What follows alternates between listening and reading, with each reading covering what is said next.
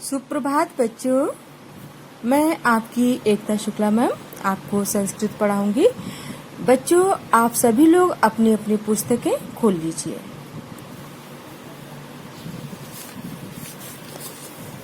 जैसा कि आप जानते हैं, पिछली कक्षा में मैंने आपको आपके पाठ्यक्रम के बारे में विस्तृत वर्णन किया था। मैंने आपको बताया था कि जो 30% पाठ्यक्रम कम हुआ है उसमें कौन कौन से पाठ हटाए गए हैं, ठीक है ना। तो उसमें आपके जो जैसे कि आपके पाठ्यक्रम में संस्कृत गद्य भारती है, संस्कृत पद्य पीयूषम है और संस्कृत कथा नाटक कॉमेडी है, ठीक है।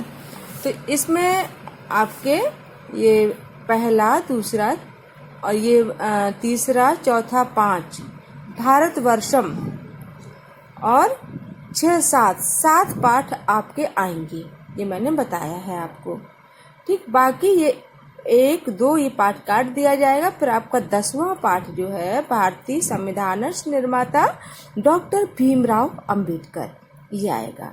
तो कुल मिलाकर संस्कृत गद्य भारती में आपके कितने पाठ आएंगे? 8, ठीक। अब आते हैं संस्कृत पद्य पीयूषम। संस्कृत पद्य पीयूषम में आपके कुल मिलाकर 9 पाठ हैं, जिसमें 5 आपके काट दिए गए हैं। और 5 कौन से आएंगे? रामस्य पितृभक्ति, भारत देशः, नारी महिमा। बच्चों, आप सभी लोग निशान लगा लीजिए, क्योंकि हर कक्षा में मैं बार बार इसको नहीं दोहराऊंगी। नीत नवनीतम, ठीक है। ये 5 पाठ आपके आएंगे। अब आते हैं संस्कृत कथा नाटक कॉमेडी। इसमें आपका ये 4 पाठ थे, 4 नाटक थे, जिसमें गार्गी याज्ञवल्क्य संवाद के अलावा सभी हटा दिए गए हैं। ये पाठ्यक्रम सिर्फ इस साल के लिए है बच्चों। ये कोविड-19 जो महामारी है उसकी वजह से ये कम किया गया है।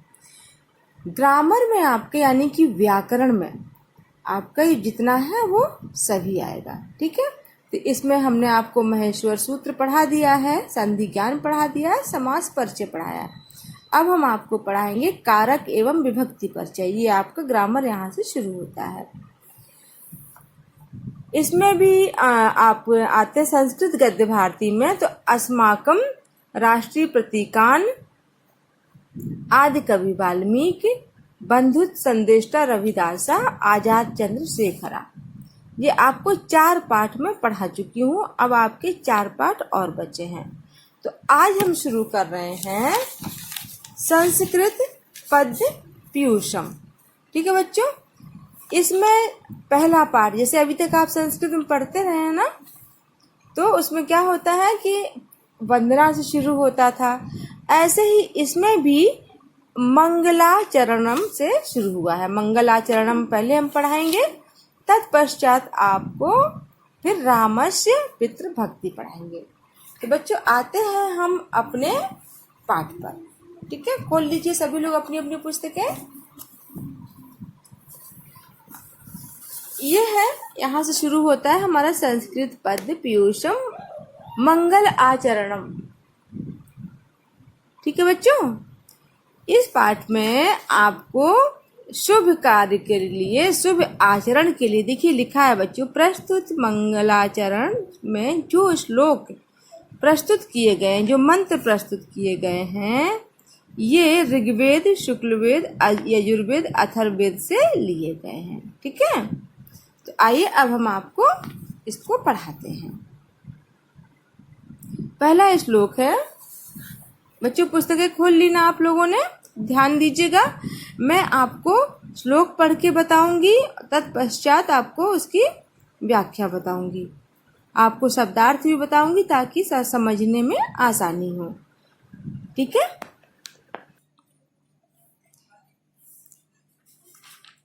आनो भद्रा क्रन्तवो यन्तु विश्वतः।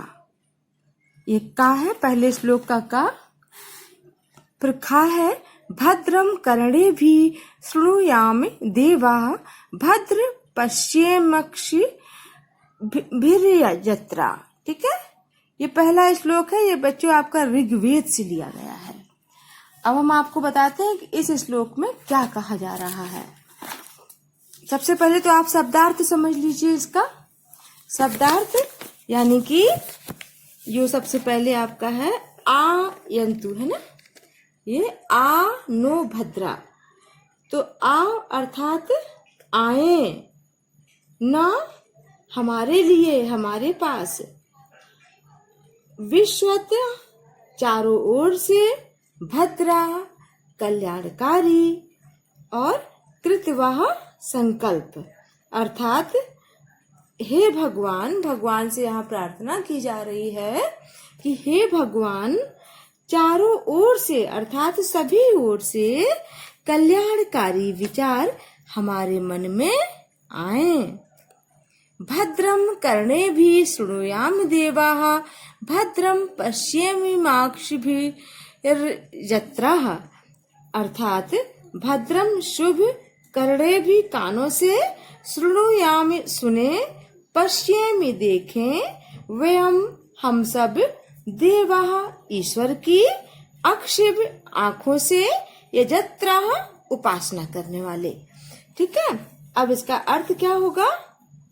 अर्थ होगा हम सभी ईश्वर की उपासना करने वाले कानों से सदा शुभ समाचार सुने और आँखों से अच्छी घटनाएं ही देखें, है ना बच्चों।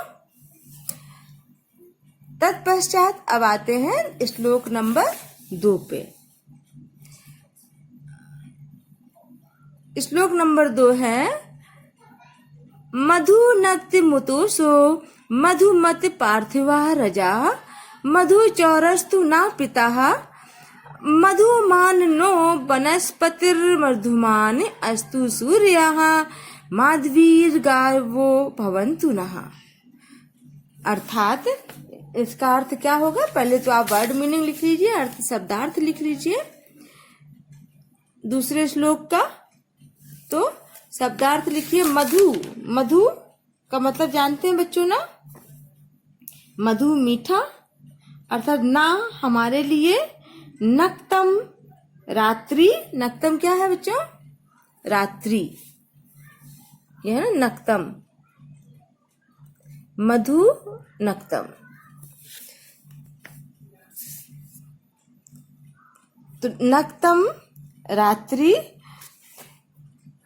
उत और उस चाह, उस साह उषाएं अर्थात प्रभात दिन, पार्थिवम पृथ्वी को, रजाह धूल, मधुमत मधुमय मधुर जैसा कि बताया मैंने, कल्याणकारी, द्वौ आकाश, अस्तु हो, वनस्पति पेड़ पौधे, मधुमान आनंदमय, गावाह गायें, माधवी दुधारू, पिता पालन करता, और भवन्तु हों।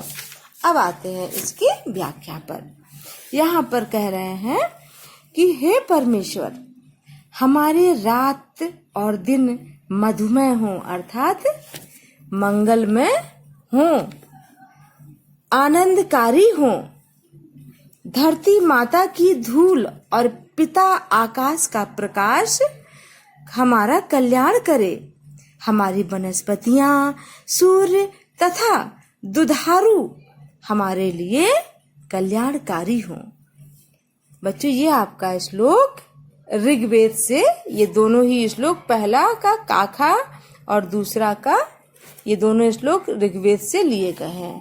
अब जो तीसरा श्लोक हम आपको पढ़ाने जा रहे हैं वो भी आपका ऋग्वेद से ही उद्घृत है। आइए आते हैं। सा गच्छध्वमि सम वदध्वमि सम वो मनांसि जानतामि, समानो मंत्राः समिति समानी, समानम मनासः चित्त में साम। अर्थात पहले आप अर्थ समझ लीजिए। अर्थ क्या हुआ? सम यानी साथ साथ, गच्छ ध्वमि चलें, सम बदध्वमि साथ साथ बोलें, वह अपने, मनांसी मनो में, जानता में अच्छी प्रकार, मंत्र विचार, समानः एक समान, समिति सभा, समानी एक समान, मनः मन, चित्तम चित्त, चेतना, चित्तम क्या होगा, चित्त चेतना, और ऐशाम इनका। अब इसकी व्याख्या समझिए कि हे प्रभु हम सब साथ साथ चलें। बच्चों मैंने जो वर्ड मीनिंग्स आपको बताए उसको जरूर ध्यान दीजिएगा। संगच्छध्वमि हम सब साथ साथ चलें, हम सब साथ साथ समान भाव से बोलें। संगो मनंसि जानताम, हम अपने विचारों को मन को समान रूप से जाने। समानो मंत्र समिति समानी, हम लोगों के विचार एक से हों, हमारी सभाएं समान हों। और समानम मनाः सह चित्त में सम, अर्थात मन समान हो तथा चित्त भी समान हो। अब आते हैं चौथे श्लोक पर, जो कि बच्चों अभी 3 श्लोक आपने पढ़े वो लिए गए थे ऋग्वेद से। अब चौथा श्लोक आपका है शुक्ल यजुर्वेद से, ठीक है, और 5वां है अथर्ववेद से। बच्चों ये श्लोक आप सभी लोगों को अगर संस्कृत का ज्ञान हो जाएगा तो समझ लीजिए आप अपने ग्रंथ और वेद बहुत आसानी से पढ़ सकेंगे और लोगों को समझा सकेंगे। बहुत महत्वपूर्ण है, इनकी जो व्याख्या है वो हमारे जीवन में हर क्षण हर घड़ी एक अपना अलग महत्व रखती है। तो आते हैं चौथे श्लोक पर। सुसारथिर स्वानिव यन मनुष्यानि नेनीयते भीषुभिर वाजिन एव हत प्रतिष्ठम यद जिरम जविष्ठम तमे मनः स्यो संकल्प मस्तु। अब इसकी वर्ड मीनिंग लिख लीजिए आप, पहले तो शब्दार्थ लिख लीजिए। सबसे पहले सुसारथी, सुसारथी अच्छा सारथी, सुसारथी अच्छा सारथी। तत्पश्चात नैनीयते ले जाए जाते हैं, अभिसुर भी लगामों से, वाजिन शक्तिशाली, अजरम कभी बूढ़ा न होने वाला, जविष्ठम अत्यंत तीव्र चलने वाला, और शिव संकल्पम जिसके विचार कल्याणकारी हों। अस्तु संधि विच्छेद है बच्चों, शिव संकल्प प्लस अस्तु धनस्तु, अर्थात जिसके विचार कल्याणकारी हों। अब आते हैं अर्थ पर। हे ईश्वर मेरे हृदय में अच्छे विचार प्रतिष्ठित हों, कल्याणकारी विचारों से पूरित, मतलब हमारे मन में जो विचार हो वो कल्याणकारी से पूर्ण हो, बुढ़ापे से रहित, बहुत तेज गति से चलने वाले, मेरा मन सभी कार्यों को नियंत्रित करता रहे। जिस प्रकार एक अच्छा कुशल रथ चलाने वाला लगामों के द्वारा शक्ति संपन्न घोड़े को नियंत्रित करके सही दिशा में ले जाता है। अर्थात यहाँ कहा गया है कि हे ईश्वर हमारे मन में ऐसे विचारों का स्थान बनाइए, ऐसे विचार प्रतिष्ठित हों जो बुढ़ापे से रहित अर्थात क्षीण ना हो, तेज गति वाले हों और मन के सभी कार्यों को नियंत्रित करें। ठीक उसी प्रकार जैसे एक कुशल सारथी लगाम के द्वारा अपने तेज घोड़ों को नियंत्रित करता है। आया बच्चों समझ में? अब आते हैं आखिरी श्लोक पर। ये बच्चों आपका किससे लिया गया? मैंने आपको बताया था अथर्ववेद से। आखिरी श्लोक आपका अथर्ववेद से लिया गया है, ठीक है। अब आते हैं आखिरी पर। यो भूतम चा भव्यम चा सर्वे यश्च तिष्ठति स्वर्यस्य चा केवलम तस्मै ज्येष्ठाय ब्राह्मणे नमः। इसका पहले शब्दार्थ सुनिए। भूतम अर्थात पास्ट, जो हो चुका, जो बीत चुका वह भूत। भव्यम जो होगा, अधिष्ठति उपस्थित रहता है, स्वर्ग लोक, ज्येष्ठ है सबसे महान।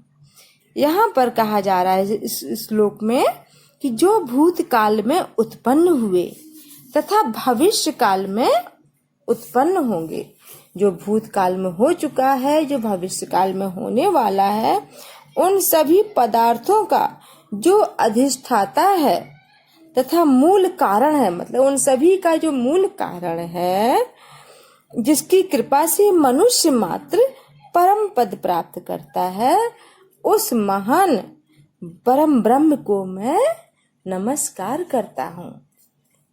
तो बच्चों, ये आपके 5 श्लोक हुए। और मैंने आपसे पिछली कक्षा में कहा था कि चूंकि कई बार कुछ बच्चों की ये एक कंप्लेन आती है कि मैडम मैं सुन नहीं पाई थी, मैंने ये कार्य नहीं किया है, तो आप एक काम करिए कि जब मैं YouTube पे इसको डालती हूँ और जो लिंक मैं शेयर करती हूँ, तो आप YouTube पर इसको सब्सक्राइब कर लीजिए। जब आप सब्सक्राइब करेंगे तो मैं जो भी पढ़ाऊंगी या आप जो भी देखना चाहेंगे तो अपना वीडियो बार बार देख सकते हैं। तो आप पहले लिंक को सब्सक्राइब जरूर कर लीजिएगा, क्योंकि मैं उसी के माध्यम से आपको पढ़ा रही हूँ।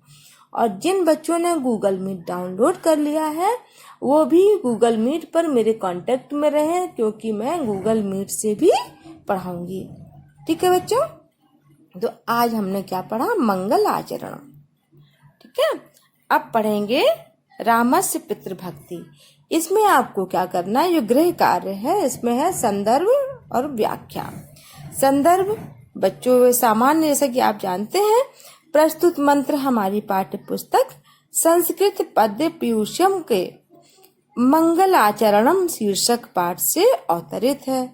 उसके बाद प्रसंग में क्या करेंगे, जो श्लोक जैसा है, जैसे कि पहला श्लोक था, पहले श्लोक में क्या है कि जैसे आपने लिखा जो मंत्र, तो उसमें है हमारी पाठ्य पुस्तक संस्कृत पद्य पीयूषम के मंगल आचरण पाठ से अवतरित है, जो ऋग्वेद से संकलित है। मैंने बताया था ना, ऋग्वेद से लिया गया है। इस मंत्र में भक्ति द्वारा मन में कल्याणकारी विचारों के आने की कामना की गई है। ऐसे ही दूसरे में संदर्भ तो वही होगा। प्रसंग में क्या करेंगे, इसमें यज्ञ करने वालों ने देवों से शुभ सुनने और शुभ देखने की याचना की है। ठीक है बच्चों, इसी प्रकार तीसरे में क्या होगा, तीसरे में होगा कि ये श्लोक ऋग्वेद से संकलित है, इसमें समाज की एकता की ओर संकेत किया गया है। चौथे में प्रसंग मैं आपको बता रही हूँ, ठीक है, संदर्भ तो एक ही होगा सबका।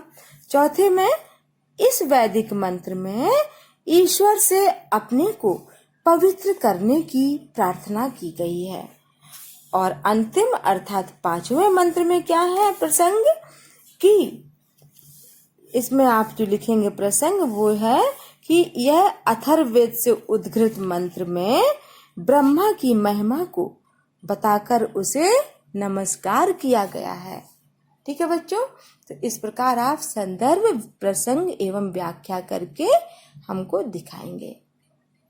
ओके बच्चों, धन्यवाद, शुभ आशीष।